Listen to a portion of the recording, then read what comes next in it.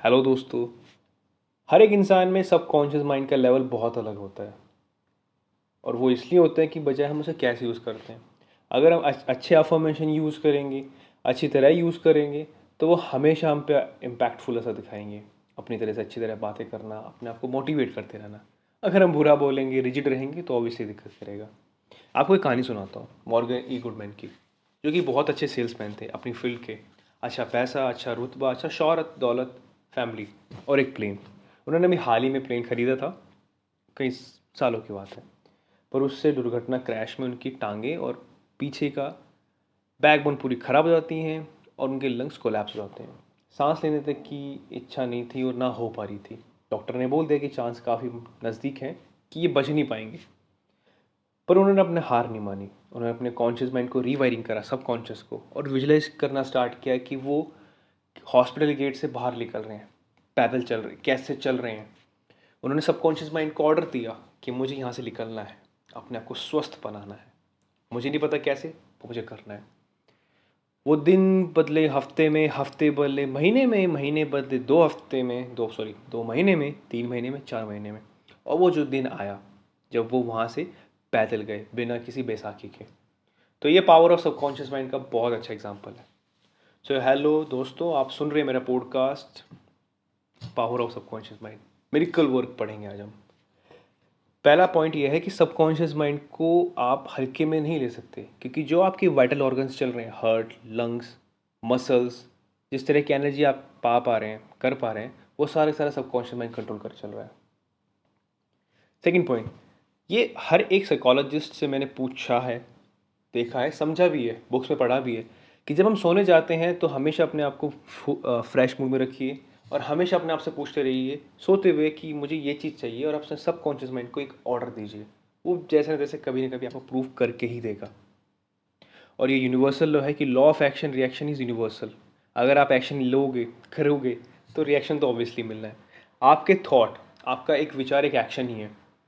इसको अगर हम हिंदू धर्म के हिसाब समझे तो हमें पता लगता है भगवत गीता के बारे में, कि हर एक कर्म के पीछे एक इंटेंसिटी, इंटेंशन और एक विचार होता है। कृष्ण जी ने स्थापना करने के लिए युद्ध कराया था, तो उसके पीछे विचार था, पूरी गणना थी जिस तरह से थी। अर्जुन ने हर एक पाथ फॉलो किया, अर्जुन कृष्ण जी की बात सुन के। वो इसलिए क्योंकि उन्हें विश्वास था, एक थॉट था, एक माइंडसेट था। तो जो आप सोचते हो वो आपके एक्शन ही होते हैं।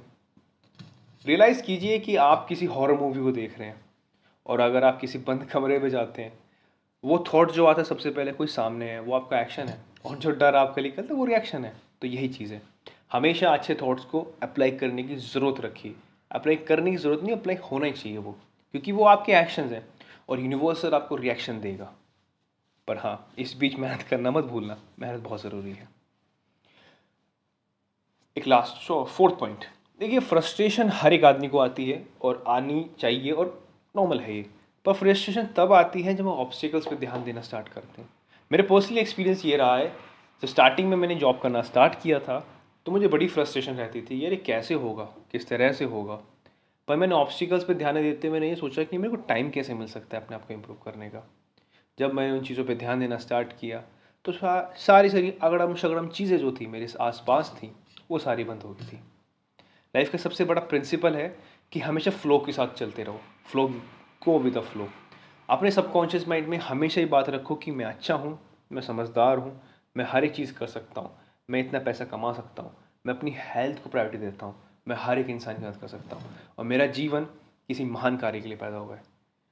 दोस्तों, ये एक बहुत ही सिंपल लाइन, 6-7 एफर्मेशंस या पैराडिम्स बोल सकते हैं, जो कि हमारे मन में रखे रहते हैं। पैराडिम्स वो ऐसे शब्द होते हैं, एक ऐसी वाक्य, एक सेंटेंस होते हैं जो हम अपनी सोसाइटी से लेके चलते हैं, आसपास की चीज़ों को देख के चलते हैं। वो नेगेटिव ज़्यादा होती है बल्कि बजाय पॉजिटिव के, क्योंकि हमें रिवायरिंग करनी ही पड़ती है। लास्ट में अपने कॉन्शियस माइंड को बिजी मत रखिए, क्योंकि आपका सबकॉन्शियस माइंड कंटिन्यू चलता रहता है सोते हुए भी। सबकॉन्शियस माइंड से कॉन्शियस के बीच अपने आप को बांध के रखिए, संभल के रखिए। सबकॉन्शियस माइंड से पूछिए वो क्या चाहता है। कॉन्शियस माइंड हमेशा प्रूव करेगा, क्योंकि ये कॉस्मोस है, आप जो मांगेंगे वो मिलेगा, बशर्ते आपको सोच के मांगना पड़ेगा। तो हमेशा अपने सबकॉन्शियस माइंड को अच्छी तरह रखिए। मैं आपको कुछ टिप्स देना चाहूँगा, टिप्स जो काम करती है, सबसे पहले मेडिटेशन, विजुअलाइजेशन और एफर्मेशंस यूज़ करना, और हमेशा ग्रेटिट्यूड फील करना, थैंक यू। बड़ा मुश्किल होता है जब हम गुस्से में होते हैं, चीज़ों को हमें समझ नहीं आ रहा होता, ग्रेटिट्यूड एहसास करना, पर वो भी एक ग्रेटिट्यूड का पार्ट होता है कि गुस्सा आना भी एक धन्यवाद है। कभी कभार चीज़ें हमें सोच के देखनी पड़ती हैं, चलनी भी चाहिए, पर गुस्से का ग्रेटिट्यूड का होना क्या फ़र्क है, समझाते हैं। जब हम कभी चीज़ों को हम आउट ऑफ द बॉक्स या फिर हमारे एक टेम्परामेंट के बाद चीज़ें चल जाती हैं, क्रॉस हो जाती हैं, जब हमारे एक लिमिट होती है, उसके बाद हम फ्रस्ट्रेट हो जाते हैं, चीज़ें नहीं हो रही हमारे मुकाबले, हम क्या करें। लाजमी है कि अगर आपने कोई टारगेट सेट किया है और आप उससे कनेक्टेड फील कर रहे हो, तो ये लाजमी है कि आप परेशान होंगे, क्योंकि आप सिर्फ रिजल्ट पे ध्यान दे रहे हो, आप उसके ऑब्स्टिकल्स पे ध्यान दे रहे हो, बल्कि बजाय आप उस पर ध्यान नहीं दे रहे कि आपने कितनी प्रैक्टिस करी है, आपने किन किन चीज़ों को धन्यवाद करा। मेहनत करना बड़ी अच्छी बात होती है, ये तो कभी गलत होता ही नहीं है। आप अपने आप को इतना समय दे रहे हैं निपुण बनने में, कोई और नहीं दे रहा, तो have a grateful this thing जो आपके पास है। आपका शरीर अच्छा है, आपके पास जॉब अच्छी लगी है, आप कर रहे हो, आप माता पिता के ध्यान रख रहे हो, be where you are, just thankful yourself. Subconscious mind को अपना पावर बनाइए, दुश्मन नहीं, वो हर एक चीज़ करेगा आपके लिए। साइंटिफिक प्रूफ भी है पर एक साथ नहीं, आपको एक्शन लेने पड़ेंगे, सबकॉन्शियस आपको पुश करेगा और चीज़ें होती हैं if you believe. Thank you so much.